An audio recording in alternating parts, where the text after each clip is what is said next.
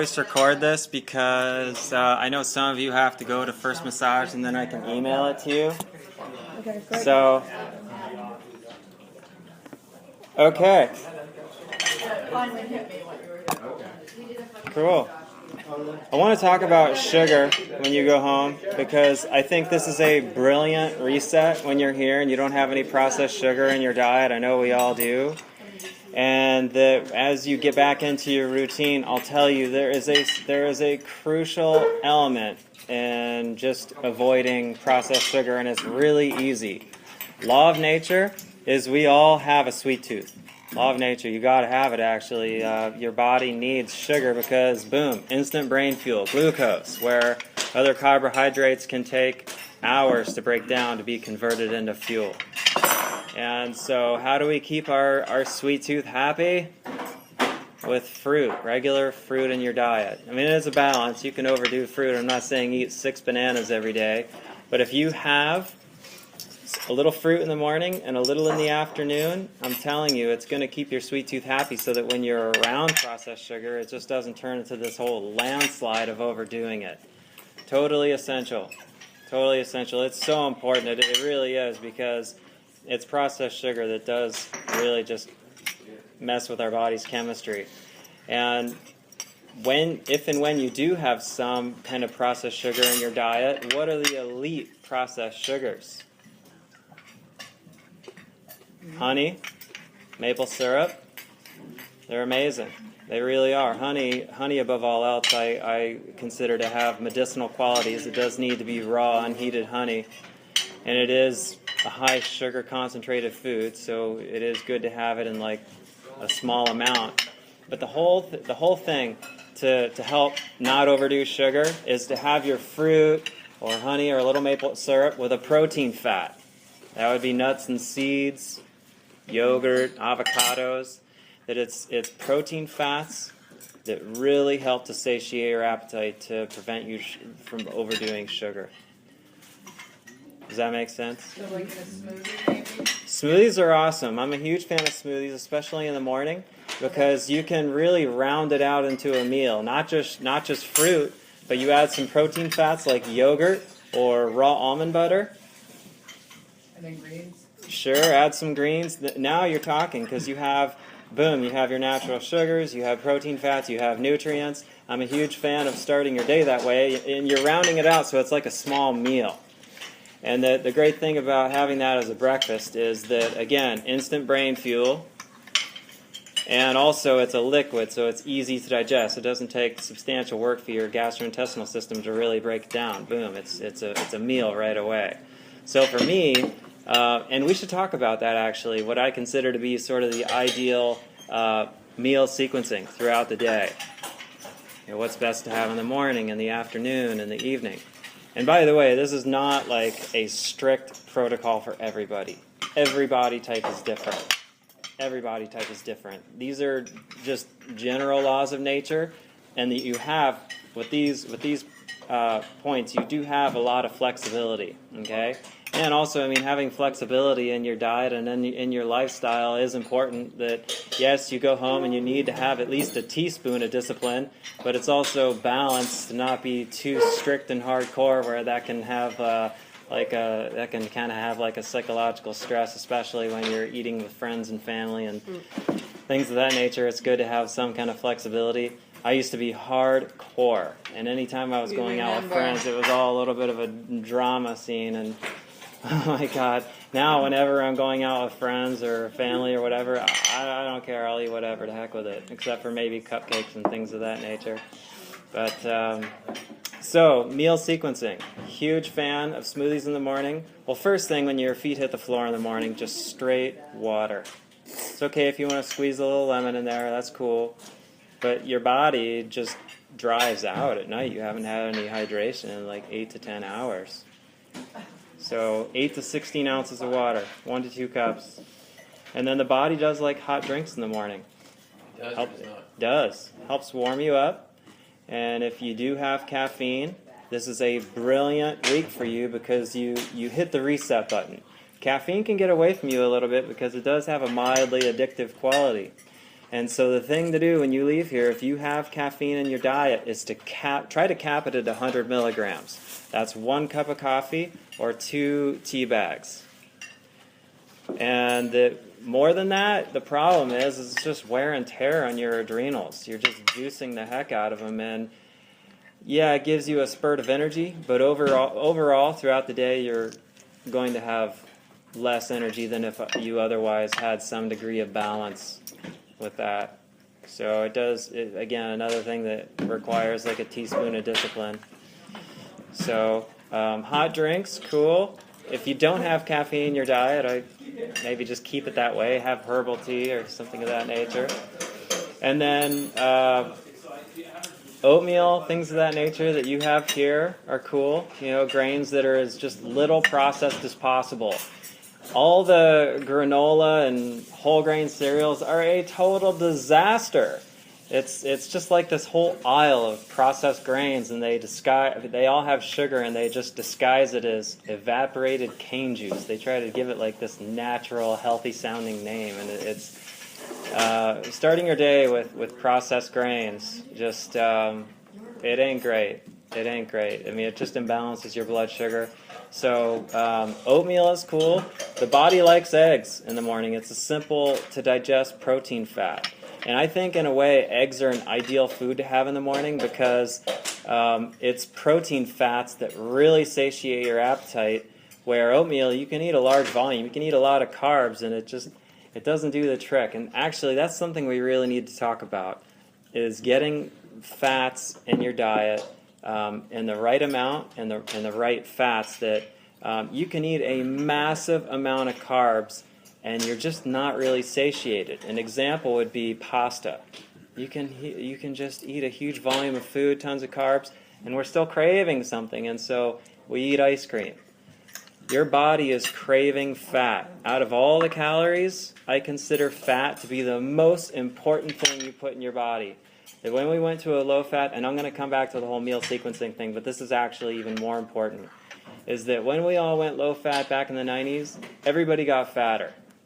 And here's what happened. I mean, the whole buzz was that fats were making us fat, and it was true because we discovered, wow, we can get these cheap oils and butter-like substitutes for pennies, hydrogenated vegetable oils and cheap oils like soybean oil and canola oil, where what happens is these oils that are rancid and processed and cooked, basically, they attack the thyroid. They break down in a way, it produces a kind of free radical that interferes with your thyroid. It sets off that whole ripple effect so that your metabolism just nosedives and weight goes up, law of nature.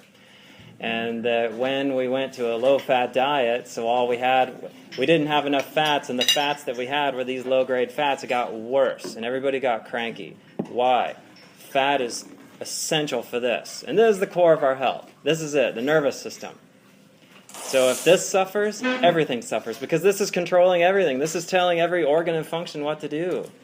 And so when this becomes weaker, boom, it makes the whole body weak. And what is the brain made of? It's made of fat, saturated fat, 80%. And so what we need to do is integrate healthy fats that you have in your diet here. And in general, that's raw fats. So avocados, raw nuts and seeds, and then raw cold-pressed oils like olive oil. Olive oil I consider to be an elite food. Law of nature, you will never make yourself fat on olive oil. The total opposite. Because it is fats that really satiate your appetite. Remember, you can eat a huge volume of carbs, but fats satisfy. If you have 100 calories of olive oil versus 100 calories of crackers, you're going to be way more satiated on the 100 calories of olive oil.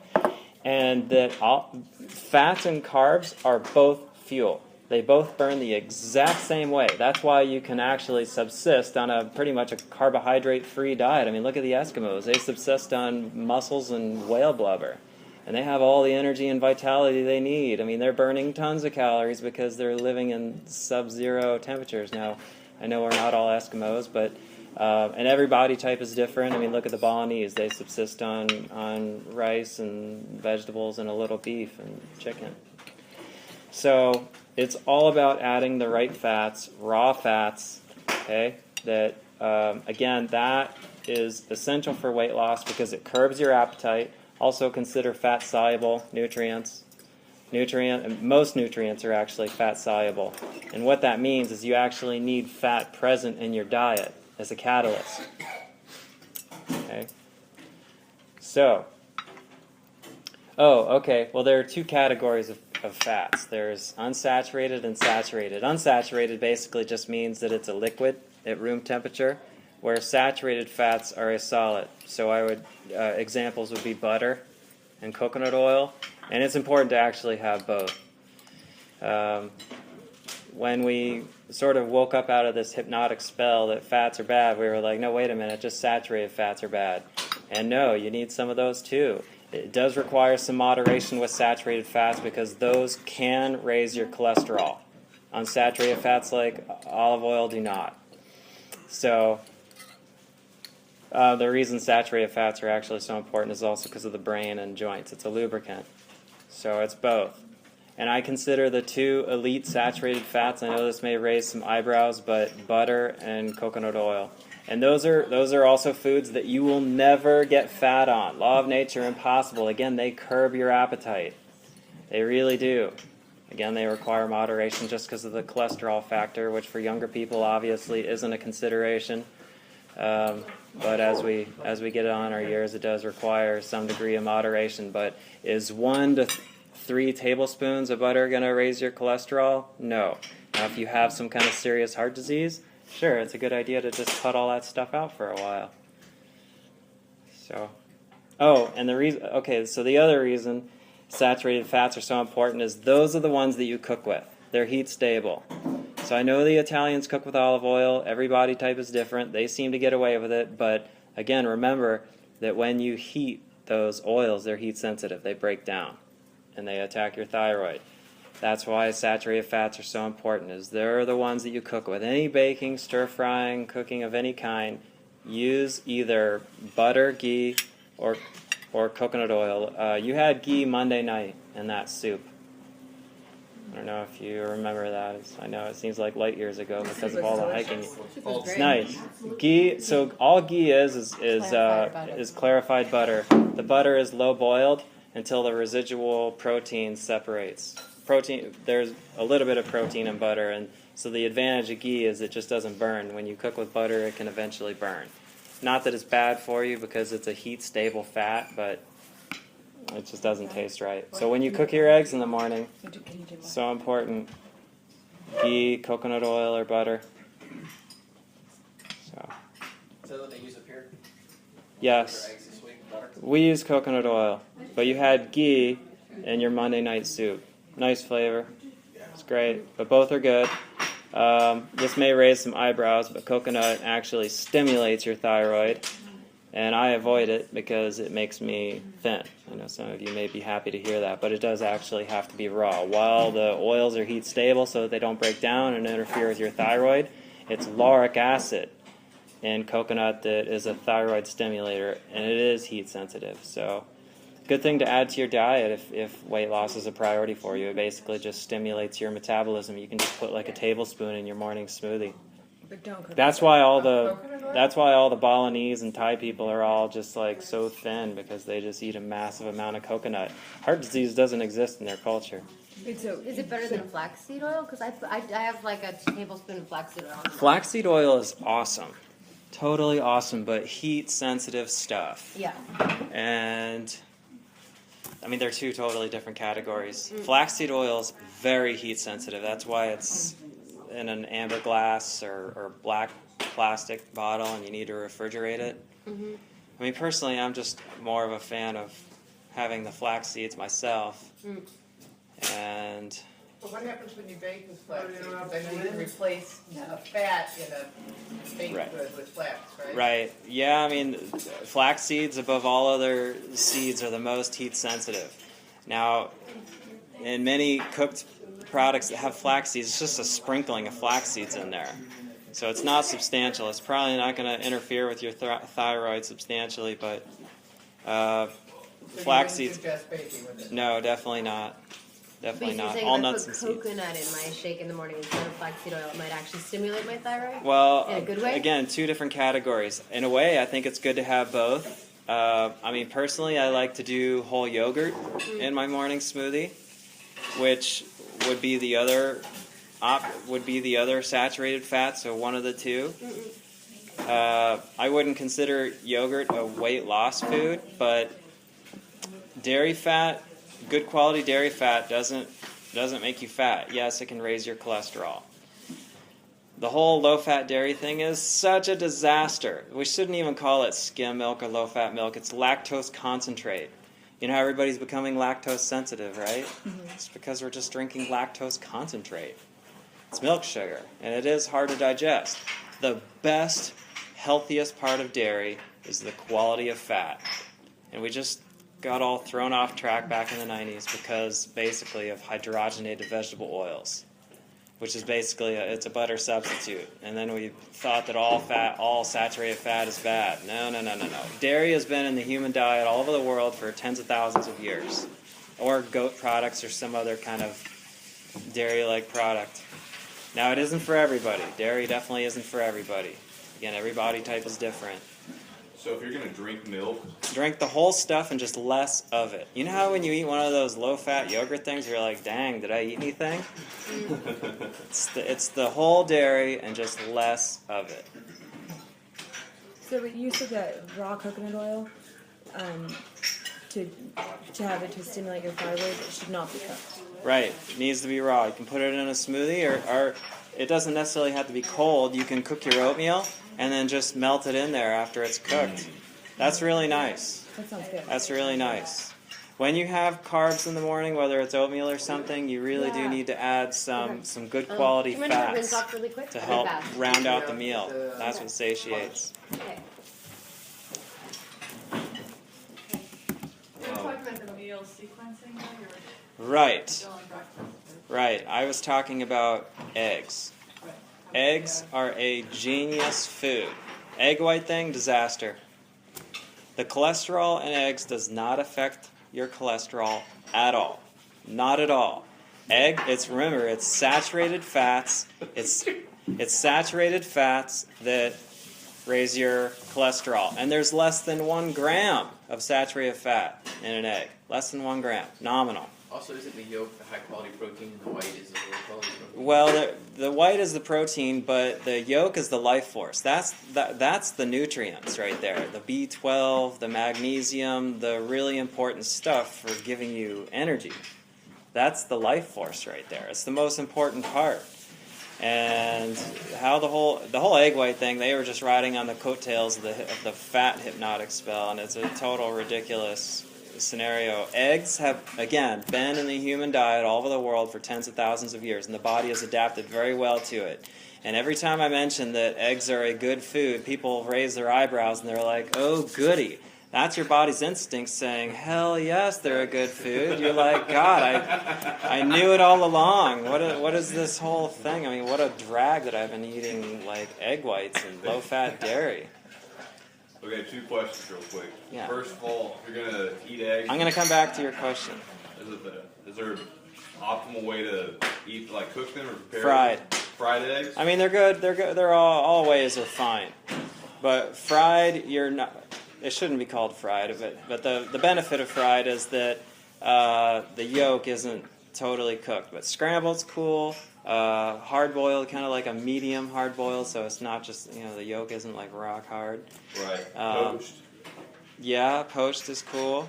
Okay. Poached is cool. But I have 5 eggs every morning. It hasn't affected my cholesterol at all. And there was a year and a half where I didn't do any physical activity because of a funky health situation. No exercise at all. I didn't gain a pound, and I ate tons of food. I mean, I was basically on a really high-fat diet because of a seizure situation.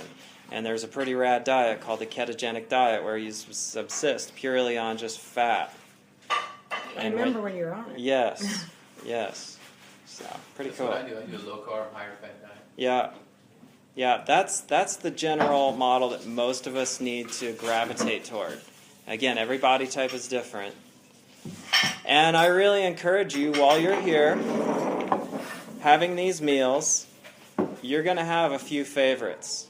That's your body's instincts saying, yeah, that's a food type right for me. You got to trust your body's instincts. I know that we all try to find out what our blood type is and go with this blood type diet, or there's all kinds of different diets, the zone diet, the Paleolithic diet, and they all say, this is it, this is the protocol for everybody.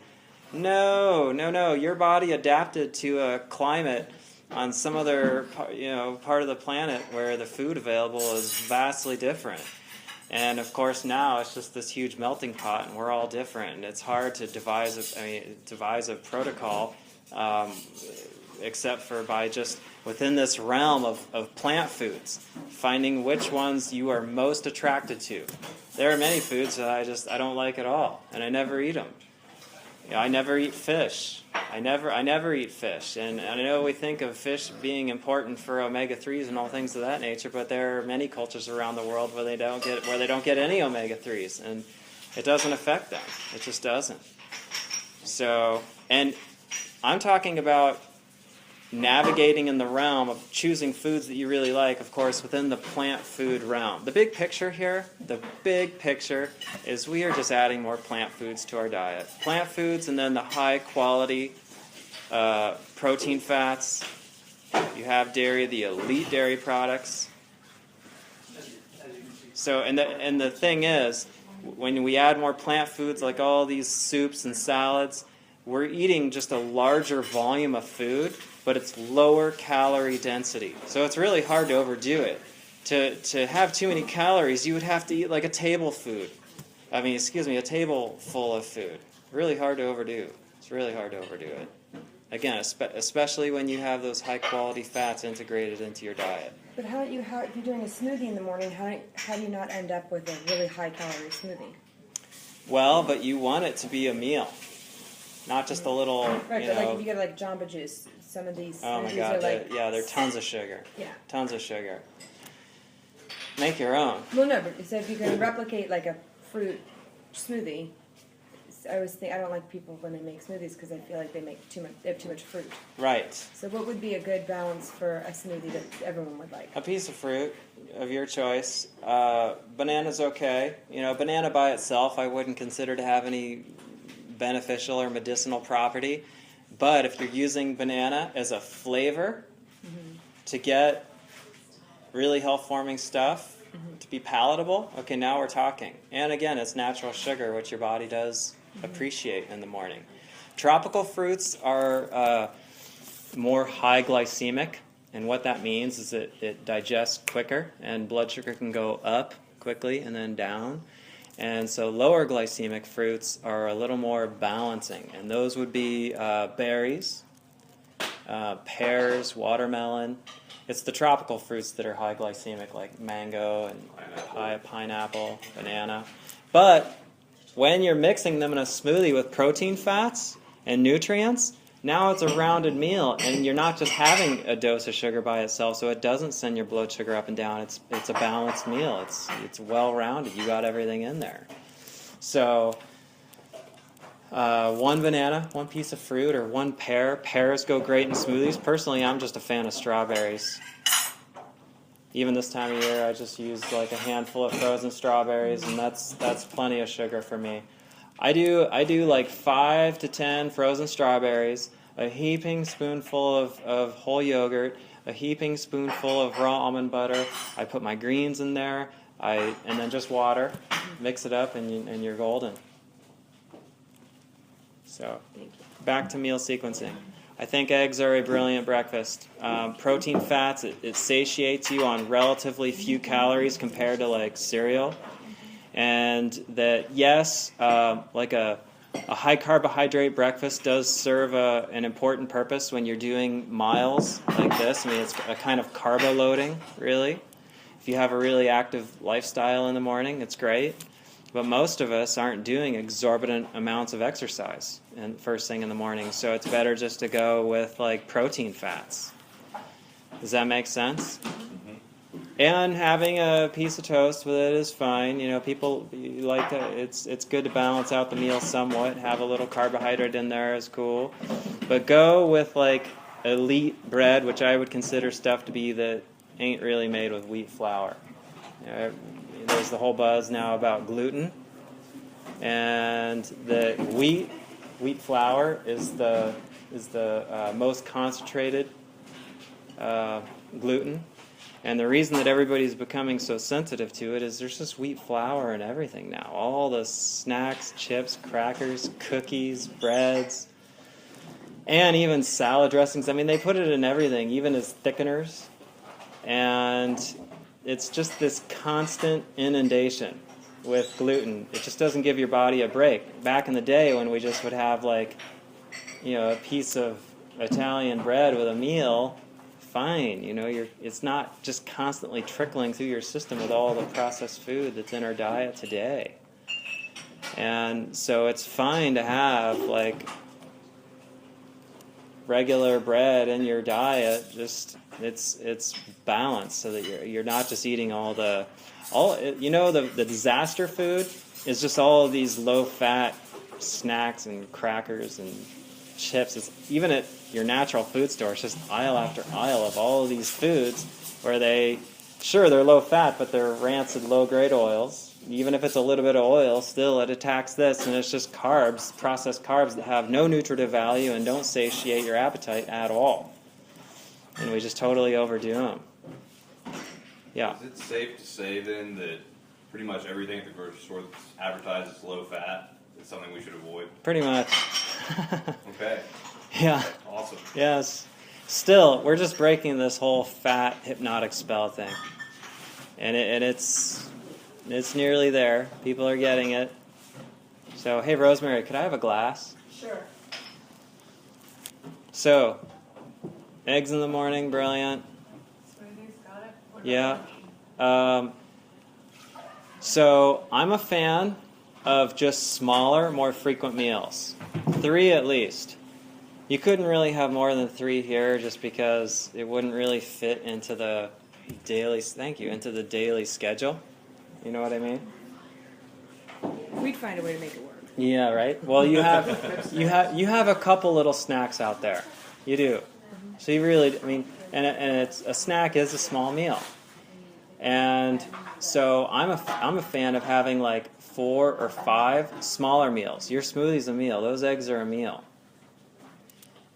I'm definitely not a fan of just snacking, where it's just a constant trickle of food in your diet throughout the day, or where you have like a bag of something that at your desk and you're just eating a bit of this and that, because you got to give your digestive system like a break in between meals. And so middle of the day foods, soups and salads. Soups and salads. Especially this time of year, the body loves soups. Soup is the easiest thing to make. It really is. That soup that you had Monday night, to make a 2-gallon pot of soup only takes an hour. And I like doing that at the beginning of the week, and that's all I eat for lunch every day. You just scoop some out in a pot, heat it up, and you're golden. What if you like it really hot? Oh yeah, I make it really hot for sure. I scoop a few cups out in a pot, heat it up. Absolutely. The whole raw boiling hot. issue? No. Yes, most people need more raw fruits and vegetables. It doesn't mean everything has to be. You've heard about the whole raw food diet, where it's all about more enzymes and yes, nutrients do break down under heat, but the body didn't adapt to just exclusively raw foods anywhere in the world, and that it's a balance. That law of nature, raw foods are cooling for the body, cooked foods are warming. And that what happened when people went to these exclusively raw diets is their body temperature, basically it just your spleen cools down. Your spleen is like the cooker under your stomach. That's what helps you to digest food. And when that cools, you just don't digest food as well. And people you get cold hands and feet, and you don't digest food well, so stuff ferments and you get gas, and it's not ideal. I think it's totally cool to do a raw food diet for a period. It's kind of like a cleanse, because you are getting more enzymes, or is like a summertime thing. You do better on raw foods in the summer and cooked foods in the winter. but I'm a fan of both. Definitely, it's a balance. But soups are rad. All you do is throw all your favorite veggies. You just chop them up, throw them in the pot with some water. Whether I like to do sweet potato, broccoli, cabbage, green beans, kale. I just chop it all up, put it in the pot. You boil it, and here is the key to soup. This is the key. Scoop about a third of it out into the blender, and just blend it down. Then you pour it back in. Now it has a really rich, meaty base. Otherwise, it would just be like vegetables floating, and I don't know, that'd be a little depressing. Spice it up however you want. I like to sprinkle some chili powder in there, sea salt it, and then the other key to really make the soup awesome, ghee or butter or coconut oil. That's what really makes it. That's what really makes it. And eggs. Sure, why not? And if you like salty, crunchy, raw nuts and seeds. Oh, and one thing I mentioned, we were talking about bread. You can get bread that doesn't have any wheat in it. The bread that I'm the biggest fan of is just rye, like that's 100% rye, and you can get that. It's frozen because it's very temperature sensitive. Looks good. It's great. It's really, really nice, and it does have a little bit of gluten in it. Gluten is in many grains: oats, rye, barley, spelt. But wheat is just the highest concentration. Gluten is just grain protein. That's all it is. And it ain't all bad. We've just completely overdone it because of all the processed wheat flour products. So back to meal sequencing. Huge fan of soups and salads. And the key to really enjoy salads is just to use olive oil. Olive oil and lemon. The reason that we've kind of lost interest in salad is because we just have like a tiny amount of balsamic vinaigrette, no healthy fats, and you're just not getting the part that your body is really starving for. So, and dinner, if you have animal protein in your diet, end of the day, that's the time to have it. Protein ain't fuel. It's restorative, and your body is doing its restoration when you're sleeping. Actually, animal protein makes you tired. End of the day, not all bad. With animal protein, really important to go with just the best of the best, especially in this day and age. Organic stuff that just isn't all pumped full of antibiotics or hormones, things of that nature. And with animal protein, it is actually important to go lean. The animal lard from chicken, pork, beef, that's a different kind of saturated fat that can really jack the heck out of your cholesterol. It really can. So, good to go with your leaner meats. Sausage, bacon, ground beef. A little here and there, okay. But, So where do we get those green bars we've been having on the app? well, it's one of my products. Do you have a website? I'm not allowed to brag about my products. All bright. It's really good stuff. There's a website? Yes. Billy's Greens. Billy's Green. Is it Infinity Green? Yes. It's BillysGreens.com. Infinity Greens. Infinity Greens, I knew that. Yeah. I'll beg for you if you're not allowed to. Also, it's the green drink that you have in the morning. Is it? It's his green drink. You're welcome.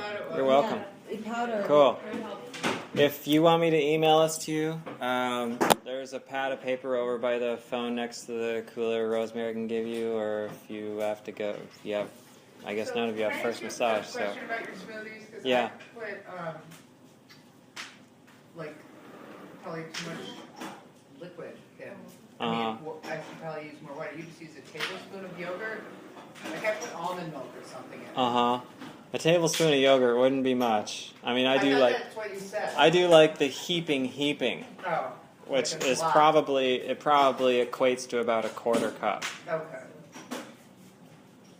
Yeah, and then a round tablespoon of almond But if I butter, need or one or the volume, other. I put like a cup of almond milk and then maybe a cup Right. of water or something. That's okay. These boxed milks, like almond milk, hemp seed milk, all the different nut milks, remember that those protein fats are heat sensitive. The oils in almonds and all of these different milks are heat sensitive, and that they're pasteurized products so that they can sit in a box at room temperature for. What about the ones you buy Years. that go in the cooler? That go in the refrigerator? Oh, Get well, unpasteurized. Yeah. oh, okay. Stores now. Oh, good. Yeah, totally. Totally. That's rad. Yeah, no problem. We make our milk here just throwing raw hemp seeds in the blender. Easy. I was making my own for a while. You need a good high power blender though. You need like a Vitamix. Vitamix. Yeah. Yeah. A very worthy investment. They're amazing. They're great for soups. Really, really great tool to have. Smoothies, soups, Just things go like. back to making my own. Yeah. So really easy. Well, thank you. This You're was welcome. Great. So how are you doing? Good. Never better. Thanks. You look great. Thanks. I feel like when I first met you, you were raw, Oh yeah. and then you went to the buffalo. Yes, I'm a creature of extremes. I kind of swung back and forth for years. Yeah, but you seem like you found where you need to be, and Yes. that's the most important thing, right? Thanks. Yeah. Yeah. All right, I'm exhausted. Bye. Yeah, I found some, You're welcome. found some old bars. How long's the shelf life on them? A year. It should. Any longer? You Right think? here? What's the I expiration don't date? know. They're old. Yeah. Yeah. I mean, they're not gonna rot or anything, but the oils and Kind of dry out a little bit. almonds. Well, I mean, they dry out, but it's the oils and almonds that can go a little rancid after a while. Oh, Yeah. it's not gonna kill you, is it? No. No. No. They just didn't taste as fresh as they could be. Right. Yeah. So, Where's the email now? Hey, Rosemary, but the greens and the protein. can you show her the pad of paper over there and a pen? She wants to write her email down. Yeah, my pen. Like the greens, the proteins, the C, that can go for a long time. Oh yeah, yeah, yeah. That stuff that's bottled in amber glass is good for years. Okay. Is it Yeah. Aaron Ashley? Is that all those portion packs that you did for me? Like, remember I ordered like 100 of each little protein, green, and glass Oh, bottles. the single serving. Yeah, yeah. Yeah, I don't do those right now because it really, especially for the greens, it really is all about the amber glass because the probiotics and some of the ingredients are extremely oxygen sensitive, and those little packets, they do leach a little bit of oxygen, like things in plastic containers. Yeah. Plastic stuff leaches oxygen. Yeah, I think they're all And glass stuff. Yeah. Oh, the little. Yeah. Oh, okay. Well, you're good. Yeah, yeah, totally. How's business? It's good. We have 230 stores, and we're Wow. going into 5 countries right now. I fly to Dubai on Monday. Picked Wow. up a 35 store deal there. About Wow. writing a little diet book, and it's just we've been talking about it on the trail. Chad, who was sitting there, has lost over 200 pounds just low carbing it. The guy down at the end. Wow. 200 pounds? Are you So serious? Yeah, because I invited him to the ashram 2 years ago. He's this one like this. I can show you a No picture. way. So That's amazing. yeah, it's crazy. I mean, he was a 64 pant. 64. Where's he now? That's awesome. That's awesome. So now what's the name of these? Which? Which? Yeah. And it's sandwiches and things? Yeah, we just engineered a There's some in California. We just opened in Beverly Center. Okay, sounds good. Yeah. Is it Beverly Center? No, City Center. Yeah. And I think we got 4 or 5 in LA right now. El Segundo, Studio City. We got one at USC. Maybe there's like 8 or 9. I don't know. There's a few out here. But our vegetarian and our whole health section's blowing up. Like What's the health section? Well, we just started wrapping all sandwiches if you want it in lettuce. So you can get any one Oh. of our 50 sandwiches wrapped in lettuce. Wow. So That's now rad. you're eating sandwiches that are like 250 calories for those that count calories, which is awesome. Because Yes. you eliminate 210 calories from bread. So, and we just designed a black bean patty that's 100% vegan.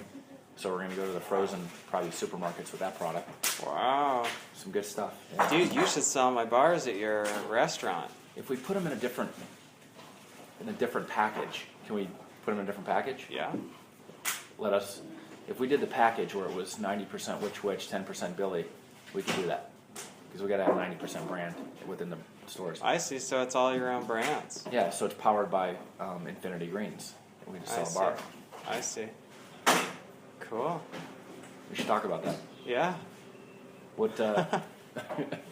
They're high cost bars because Yeah, they're what are all expensive ingredients. what are you retailing them for right now? $4. $4. Mhm. What are you wholesaling them for? Like $2.40. High. We do mass volume, so Mhm. I mean I can do a mass volume, and I'm doing them $2 with Whole Foods because they're buying pallets. Yeah, if we put a But they're expensive. They just How many are. are the case? Now they are a big bar. You can do a smaller bar, and they wouldn't be nearly as.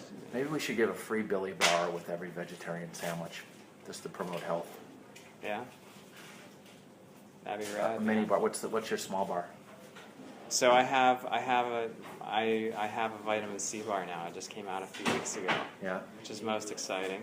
Seen that at my parents' house. Yeah. Yeah. Right on. The orange packaging, right? Yeah, it's the first and only vitamin C bar to exist. So I really expect it to blow up. And the cool thing about that is everybody knows about vitamin C. Yeah. Everybody's into vitamin C. Where many people are like, "Huh, green bars? Are you kidding?" Ugh. Is there any other nutrients in it or vitamin C? Yeah, but it's just, I mean, it's targeting vitamin C. It's a sprinkling of other nutrients, but it's a massive amount of vitamin C. Yeah, I love the green bar because I'm into green, but I think it might be a little extreme for a lot of people. Exactly. For the general population. Exactly. As far as a mass selling bar, the Are you- C bar would be better. Also, it's a lower cost bar because the greens are just a more expensive Yeah. material than my vitamin C formula. Are you going to be at the Natural Food Expo? No. No. I'm going to be at that. Oh, really? Doing a No, booth? just feeling it Just out. I checking was it there out? last year, and Oh, okay. have you ever been? Yes. It's huge. Yes, it is. I kind of wish I'd gone this year, but all the booths sold out, and my employee who was in charge of all of that just didn't do it soon enough. So yeah, but I expect that one to really blow up for sure.